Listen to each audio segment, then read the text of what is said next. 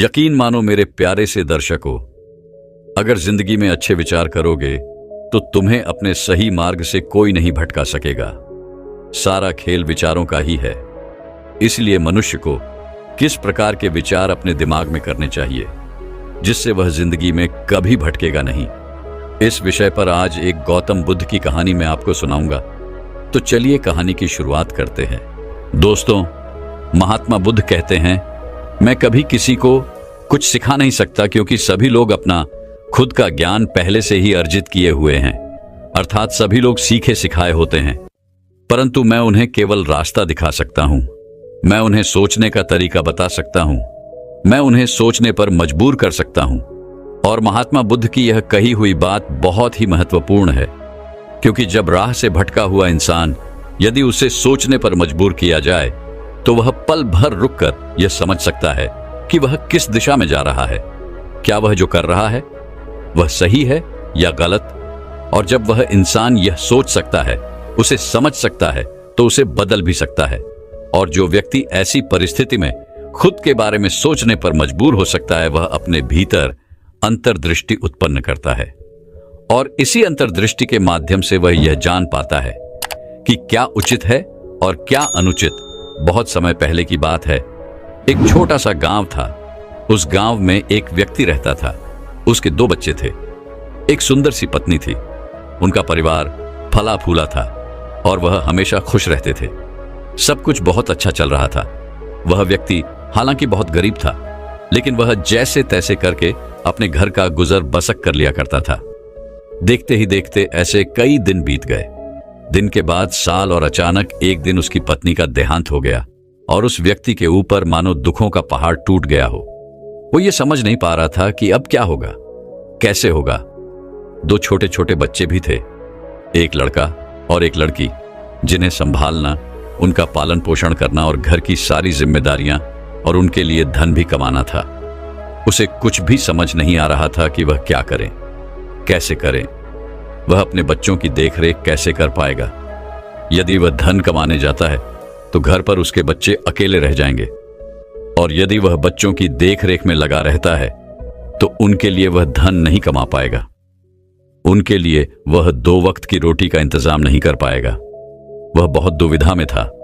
तभी उसके सगे संबंधियों में से एक रिश्तेदार थे। उसने दूसरी शादी के लिए कहा, परंतु उसने साफ साफ मना कर दिया। उसने कह दिया कि मैं अपने बच्चों के लिए सौतेली मां कभी नहीं लाऊंगा, और वे कभी भी मेरे बच्चों को अपने बच्चे नहीं मान पाएगी, जिससे मेरे बच्चे हमेशा अनाथों की तरह जिएंगे, और यह मैं नहीं देख सकता। यह मुझसे नहीं होगा। इतना कहकर उसने अपने उस रिश्तेदार को वहां से जाने के लिए कह दिया। उस व्यक्ति के पास जो बचा कुचा धन था, उससे कुछ दिन का काम तो चल गया। कुछ दिन के लिए तो उनको 2 वक्त की रोटी मिल गई, लेकिन उसके बाद वो धन समाप्त हो गया। और एक दिन उसके बच्चे भूख के मारे बिलख रहे थे, तड़प रहे थे। घर में खाने के लिए कुछ भी ना था, और अब उस व्यक्ति के पास कोई काम भी नहीं था। वह लोगों से मदद मांगने के लिए निकला, लेकिन किसी ने उसकी मदद नहीं की। अपने बच्चों को इस तरह से देखकर उससे रहा नहीं गया। वह बाहर भोजन की तलाश में निकला, लेकिन उसे भोजन नहीं मिला। तभी वह एक रास्ते से होकर गुजर रहा था कि उसे रास्ते के किनारे पर एक आश्रम दिखाई पड़ा। वह तुरंत उस आश्रम में गया। वहां एक गुरुवर ध्यान में लीन थी। जैसे ही वह व्यक्ति उन गुरुवर के करीब पहुंचा, उन्हें प्रणाम किया, तो उन साधु ने अपनी आंखें खोली और वह व्यक्ति कहता है गुरुर, मेरे बच्चे भूखे हैं, उन्हें खाने के लिए कुछ खाना चाहिए। क्या आप मुझे कुछ भोजन दे सकते हैं? इस पर वह गुरु कहते हैं, हाँ, क्यों नहीं। मैं अभी अभी भिक्षा मांगकर ही लाया हूं, और आज मुझे बहुत अच्छी भिक्षा मिली है, और मेरे पास आज इतनी भिक्षा है कि इसे मेरा, तुम्हारा और तुम्हारे बच्चों का पेट आराम से भर जाएगा। इतना कहकर वह गुरु उस व्यक्ति से कहते हैं, चलो तुम्हारे बच्चों के पास चलते हैं। वह गुरु और वह व्यक्ति भागे भागे उस व्यक्ति के घर पहुंचे, और तभी उन गुरु ने अपने हाथों से उसके बच्चों को भोजन कराया, और उन गुरु ने अपने हाथों से उस व्यक्ति को भी भोजन दिया। जब सबने भोजन कर लिया, तब वे गुरु उस व्यक्ति से कहते हैं, तुम इतने नौजवान हो, हट्टे कट्टे हो, आखिर कोई काम क्यों नहीं करते? इस पर वह व्यक्ति कहता है गुरुदेव, कुछ दिनों पहले ही अभी मेरी पत्नी का देहांत हुआ था। जिस कारण मैंने अपना पुराना काम छोड़ दिया और अपने बच्चों की देख रेख में लग गया, उनके पालन पोषण में लग गया। और इतने दिनों तक जो बचा कुचा धन मेरे पास था, उससे तो इनका पेट भर रहा था, लेकिन अब वह धन भी समाप्त हो चुका है। और इस वजह से मैं जब काम मांगने बाहर गया तो किसी ने मेरी मदद नहीं की, किसी ने भी मुझे काम नहीं दिया। इसलिए मैं भोजन की तलाश में यहां वहां भागा फिर रहा था कि तभी मुझे आपकी कुटिया नजर आई और मैंने आपसे जाकर मदद मांगी। उन गुरुवर को जब उस व्यक्ति के बारे में सारी बातें पता चल चुकी थीं, तब वह गुरु उस व्यक्ति को कहते हैं, मैं तुम्हें एक सेठ के पास भेज रहा हूं। अगले दिन तुम उस सेठ के पास जाना, वह तुम्हें अवश्य ही कोई ना कोई काम जरूर दे देंगे। वह व्यक्ति उन गुरु के कहे अनुसार अगले ही दिन वह व्यक्ति सेठ के पास जा पहुंचा और उस सेठ ने उसे मजदूरी का काम दिया। उस व्यक्ति ने पूरे मन और लगन के साथ उस काम को किया। उसने बहुत मेहनत की, बहुत यातनाएं सही, बहुत पीड़ाएं सही, लेकिन अपने बच्चों का उसने पूरा ध्यान रखा। उनकी शिक्षा, उनका स्वास्थ्य, उनका खाना पीना, सभी का ध्यान उसने पूरी तरह से रखा। उस व्यक्ति ने अपने बच्चों को अपनी मां की कमी कभी महसूस नहीं होने दी।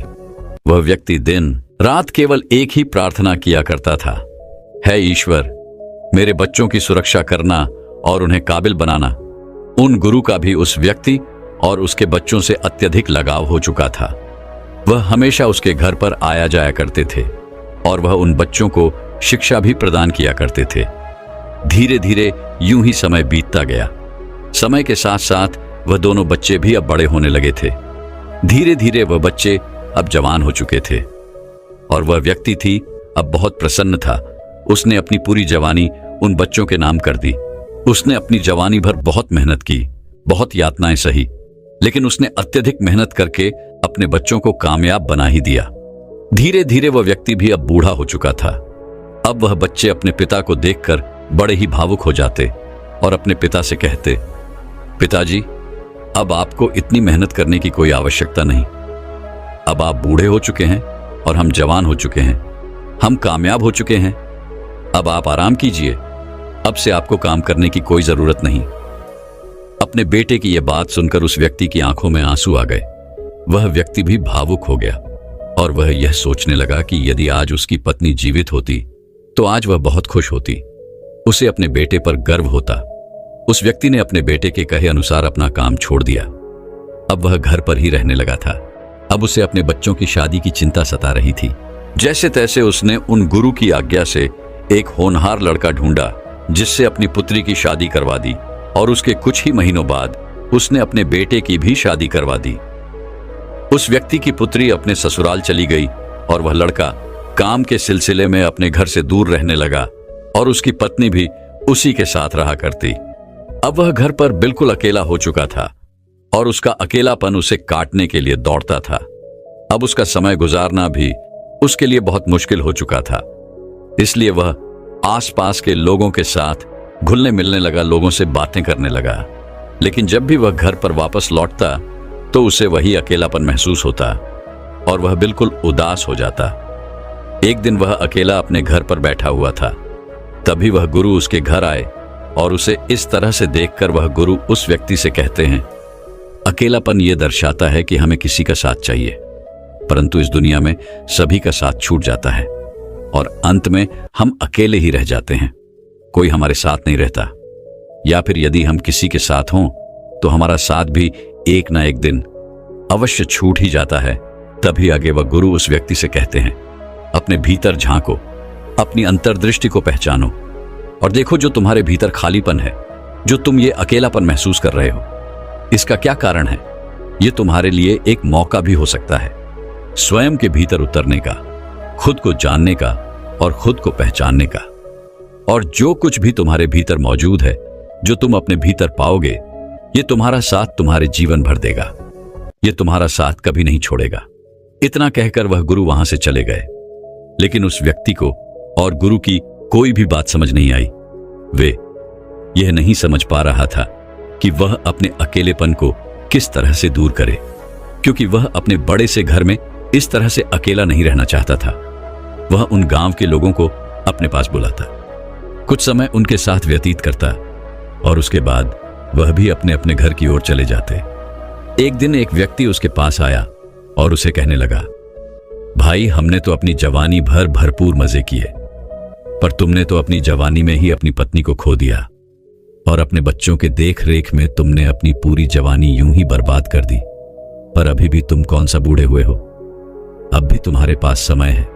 तुम शादी क्यों नहीं कर लेते? दिन भर घर में अकेले बैठने से अच्छा है कि तुम्हारी एक पत्नी होगी जो तुम्हें प्यार से खाना खिलाएगी, तुमसे बातें करेगी और तुम्हारा समय भी यूं ही बीत जाएगा। ये बात उस व्यक्ति के मन में बैठ गई। तभी उसके एक साथी मित्र ने उससे कहा, तुम अभी भी जवान दिखते हो और हम एक ऐसी लड़की को जानते हैं जो तुमसे मिलकर बहुत खुश होगी। वह अभी जवान है, तुम्हारे जैसी है और वह तुम्हारे लिए बिल्कुल ठीक रहेगी। वह व्यक्ति भी उस लड़की से मिलने के लिए राजी हो चुका था। तभी उसके साथी मित्रों ने उस लड़की से उसे मिलवा दिया। शुरू में तो उस व्यक्ति के मन में एक अजीब सी हिचकिचाहट थी, लेकिन धीरे धीरे वह हर रोज उस लड़की से मिलने लगा, उससे बातें करने लगा और अब वह लड़की भी उस व्यक्ति को हमेशा खुश रखने लगी, जिससे वह व्यक्ति भी अब पहले से बहुत अच्छा महसूस करने लगा था। उसे अब अपना जीवन पहले से बेहतर लगने लगा था। उसके जीवन में जो खालीपन था वह अब उसे भरा भरा लगने लगा था। किंतु जब यह बात उन गुरु को पता चली तो वह गुरु तुरंत ही उसके घर पर आए और उसे समझाने के लिए उस व्यक्ति से कहते हैं, भंते, जो तुमने जीवन भर कठोर तपस्या की, इतना परिश्रम किया, अपने बच्चों को पाला पोसा, उनका ख्याल रखा, उन्हें इतना बड़ा किया, इस तपस्या के फल को इस तरह से नष्ट ना करो। वह लड़की जो तुमसे प्रेम का नाटक कर रही है वह तुम्हारी बेटी की उम्र की है और जिन लोगों ने भी तुम्हें उनसे मिलवाया है वे अच्छे नहीं हैं। उनके विचार, उनकी सोच बिल्कुल उचित नहीं है। मेरी बात याद रखना, गलत संगत का असर हमेशा गलत ही होता है और इसका परिणाम तुम्हें भुगतना ही पड़ेगा। किंतु वह व्यक्ति तो उस लड़की के मोह में इस तरह से पागल हो चुका था कि अब उस व्यक्ति को उन गुरु की कोई भी बात अच्छी नहीं लग रही थी। वह व्यक्ति क्रोधित होकर उन गुरु से कहता है, आप कौन होते हैं मेरे निजी जीवन में दखल अंदाजी करने वाले? मैंने अपनी पूरी जवानी अपने बच्चों की देख रेख में लगा दी, उनकी जिम्मेदारी पूरी की और अब वो दोनों सुखी हैं, कामयाब हैं और अब जब मैं अपना जीवन जीना चाहता हूं तो आप मुझे मना क्यों कर रहे हैं? आप मुझे यहां पर सावधान करने क्यों आए हैं? उस व्यक्ति की ये सारी बातें सुनकर वह गुरु चुपचाप वहां से चले गए। लेकिन वह व्यक्ति उस लड़की को छोड़ने के लिए तैयार नहीं था। उसका बेटा उसे जो भी खर्च देता था वो सारा पैसा उस लड़की पर उड़ा देता। धीरे धीरे उसके पिता के खर्च बढ़ते जा रहे थे और वह अपने पुत्र से और भी पैसों की मांग करने लगा। एक दिन उसका बेटा अपने पिता से मिलने आया और उसने अपने पिता से कहा, पिताजी, जहां तक मैं जानता हूं आपने तो कभी इतने पैसे खर्च नहीं किए, आप इतने खर्चीले हैं ही नहीं, फिर आप अचानक से इतने पैसे क्यों मांग रहे हैं और ये सारे पैसे आप कहां खर्च कर रहे हैं? मैं पहले जो पैसे दिया करता था मैं उससे कहीं ज्यादा पैसे अब आपको दे रहा हूं, लेकिन फिर भी आपका खर्च उतने में भी पूरा नहीं पड़ रहा। आखिर आप इतने सारे पैसे कर क्या रहे हैं? तभी वह व्यक्ति क्रोधित होकर अपने पुत्र से कहता है, क्या तुम अब इतने बड़े हो गए हो कि तुम मुझसे हिसाब लोगे? क्या इसीलिए मैंने तुम्हें पढ़ाई लिखा? क्या इसीलिए मैंने तुम्हें इतना कामयाब बनाया? क्या मैंने तुम्हें यही शिक्षा दी थी कि तुम आगे चलकर अपने ही पिता से खर्चों का हिसाब लो? उस पुत्र ने चुपचाप अपने पिता की सारी बातें सुनी और चुपचाप ही वह वहां से चला गया। कुछ दिनों बाद वह व्यक्ति अपने पुत्र से मिलने गया और अपने पुत्र से कहता है, बेटा, अब मैं घर पर अकेला रहता हूं और मुझे अकेलापन काटने को दौड़ता है। तुम भी काम से हमेशा बाहर रहते हो, इसलिए मैं बहुत अकेला महसूस करता हूं। इसीलिए मैं आज तुमसे ये कहने आया हूं कि मैं सोच रहा हूं कि मैं शादी कर लूं, जिससे मेरा अकेलापन भी समाप्त हो जाएगा और कोई मेरा ध्यान रखने वाला भी आ जाएगा। इस पर उस व्यक्ति का पुत्र कहता है, पिताजी, आप ठीक कहते हैं और मैं भी कहीं दिन से यही सोच रहा हूं। इसलिए मैंने आप ही की उम्र की एक लड़की देख रखी है, उसका भी कोई नहीं है और वह बहुत संस्कारी भी है। वह आपका ध्यान बहुत अच्छे से रखेगी और आप दोनों की जोड़ी भी बहुत अच्छी रहेगी। तभी वह व्यक्ति अपने पुत्र से कहता है, नहीं नहीं, मैंने अपने लिए पहले से ही एक लड़की देख रखी है और मैं उसी से शादी करना चाहता हूं। तभी वह पुत्र अपने पिता से कहता है, यह तो बहुत अच्छी बात है, आप मुझे बताइए वह कौन है? मैं अभी चलकर उनसे बात कर लेता हूं। पिता ने खुशी खुशी उस लड़की के बारे में अपने पुत्र को बताया। उस लड़की के बारे में सुनकर उस व्यक्ति का पुत्र अत्यधिक क्रोधित हो उठा और कहा, पिताजी, आपको यही लड़की मिली थी। इस लड़की को मैं अच्छी तरह से जानता हूं। ये लोगों को अपने प्यार के जाल में फंसाती है और उसके बाद लोगों से धन हड़पती है, उन्हें लूट लेती है, उन्हें कहीं का नहीं छोड़ती। और तो और वह आपकी बेटी की उम्र की है। यदि आप उसी से शादी करना चाहते हैं तो मैं इस रिश्ते के लिए बिल्कुल तैयार नहीं हूं, और आप चाहे जितना भी जोर कर दे, मैं उससे आपकी शादी कभी नहीं होने दूंगा।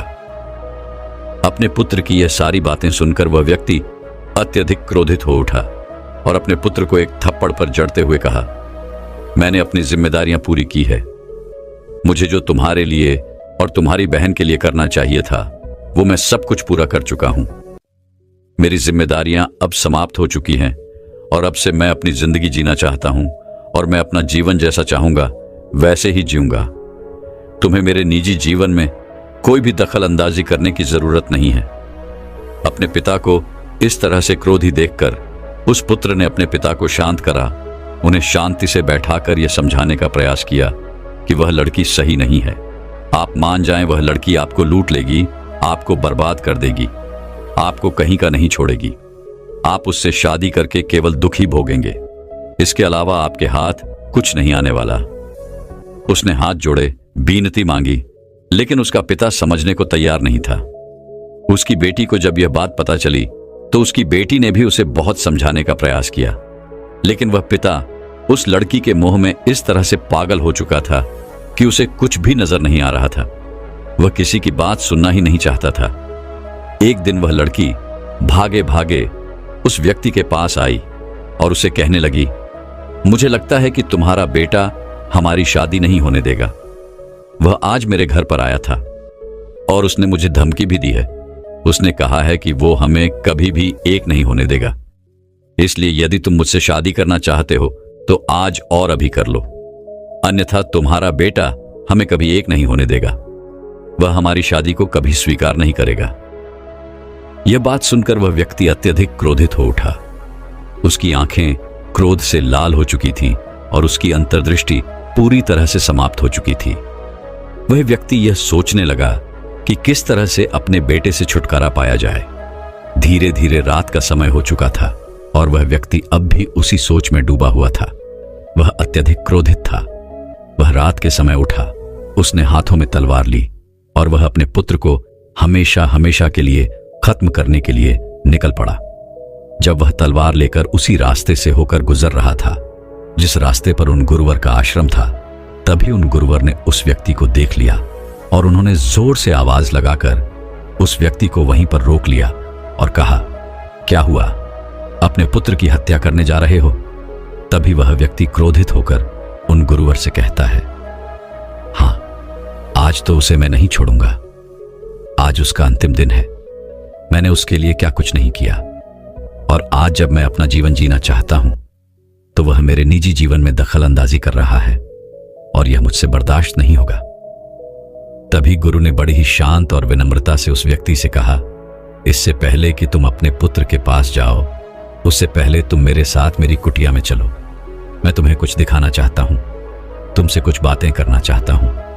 वह व्यक्ति उन गुरु के साथ जाने को तैयार नहीं था, लेकिन वह गुरु किसी तरह से अपनी बातों में बहला फुसलाकर उसे अपनी कुटिया में ले गए और फिर उसे शांति से एक जगह पर बैठा दिया और फिर उस व्यक्ति से कहते हैं, भंते, जो मैं तुम्हें दिखाना चाहता हूं उसके लिए तुम्हें अपनी आंखें बंद करनी होगी और यह तलवार तुम यहीं पर रख दो।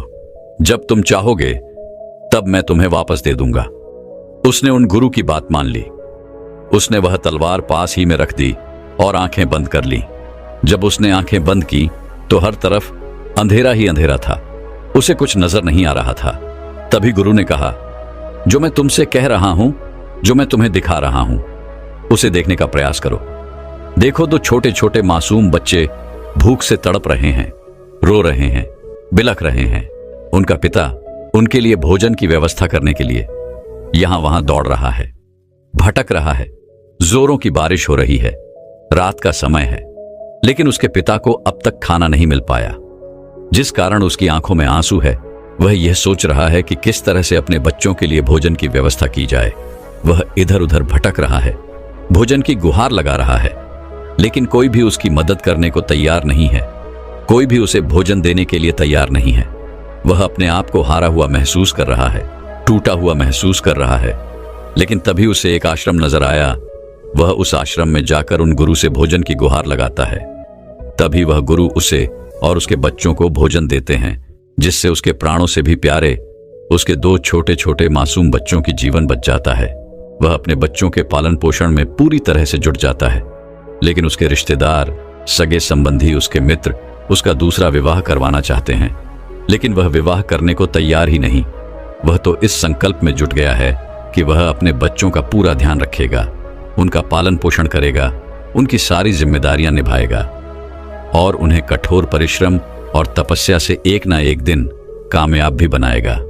इसलिए उसने कठोर परिश्रम किया, मेहनत की, उन्हें अच्छी शिक्षा दी, गुरुओं से अच्छी शिक्षा दिलाई, ताकि वह अपने जीवन में कभी भटक ना जाए और अच्छे इंसान बने।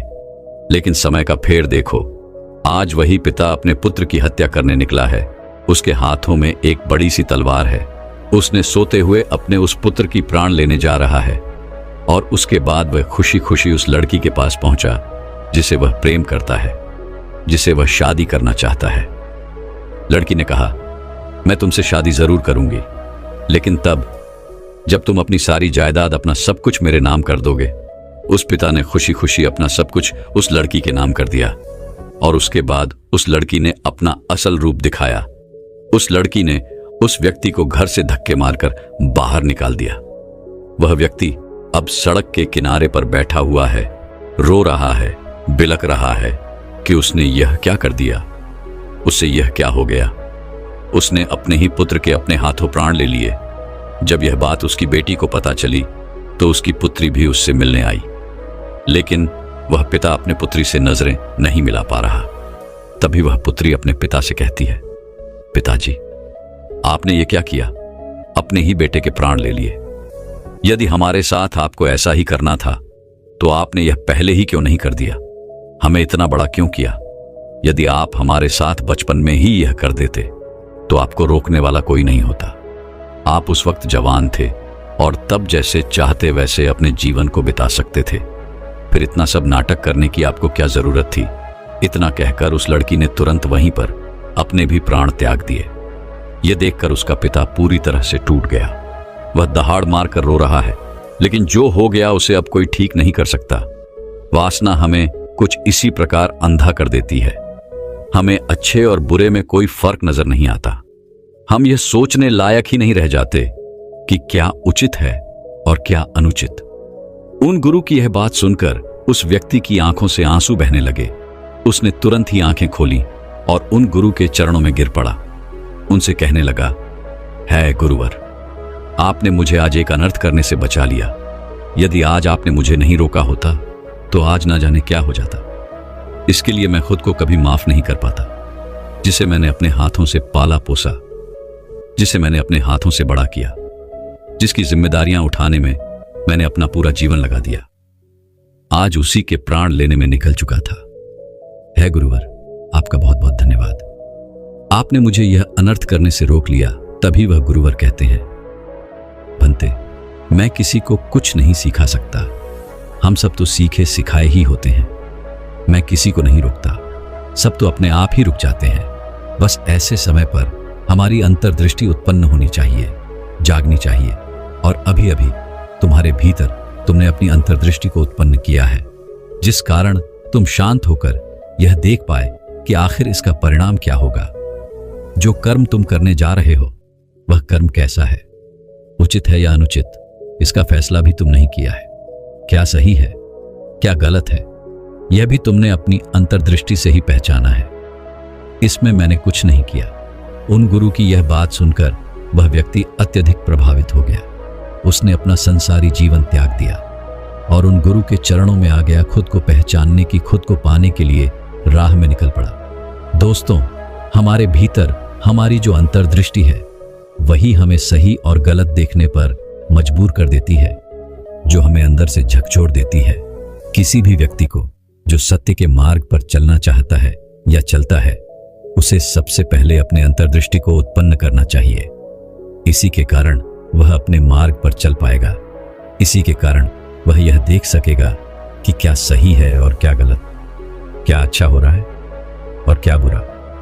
क्योंकि हमारे आसपास ऐसी अनगिनत घटनाएं तो होती ही रहती हैं, और व्यक्ति यदि इन घटनाओं में पड़ गया और उन घटनाओं के कारण उसने कोई गलत फैसला ले लिया, तो उसके बाद केवल उसे पछतावा ही होगा और अंत में वह केवल यही सोचता है कि ये मैंने क्या कर दिया, ये मुझसे क्या हो गया। ये वही लोग होते हैं जो वासना में अंधे हो जाते हैं। उनकी अंतर्दृष्टि पूरी तरह से बंद हो जाती है, समाप्त हो जाती है। उन्हें अच्छा या बुरा इनमें कोई फर्क नजर नहीं आता। उन्हें तो केवल अपनी वासना नजर आती है। उन्हें तो केवल अपनी वासना को पूरा करना है। वासना के पूरे होते ही अंतर्दृष्टि से मन का संबंध हट जाता है और फिर वो ये साफ साफ देख पाता है कि उसने क्या किया है और ऐसा क्यों हुआ। लेकिन जिस व्यक्ति के भीतर वह पहले से ही अपनी अंतर्दृष्टि को उत्पन्न किए हुए होता है, वह किसी भी घटना को घटने से पहले यह देख पाता है, यह समझ पाता है कि क्या सही है और क्या गलत, क्या उसके लिए उचित है और क्या अनुचित। वह इस पर सोच विचार कर सकता है और इन वास्तव से दूर रहता है। वह कभी भी किसी गलत कार्य के चक्कर में नहीं पड़ सकता, क्योंकि उसकी अंतर्दृष्टि उसे हमेशा सही मार्ग दिखाती रहती है। दोस्तों, मैं उम्मीद करता हूं कि यह कहानी सुनने से आपके जीवन में अच्छे बदलाव आए होंगे। आपको इस वीडियो से क्या सीखने मिला, ये कमेंट करके जरूर बताइए, और अपने परिवार, दोस्तों या आपके करीबी इंसान के साथ ये कहानी शेयर करके उन्हें भी इस ज्ञान से परिचित करवाएं। बाकी अगर आपको यह वीडियो दिल से अच्छी लगी हो, तभी इस वीडियो को लाइक कर देना, और आपने अब तक इस चैनल को सब्सक्राइब न किया हो तो चैनल को सब्सक्राइब भी जरूर कर देना।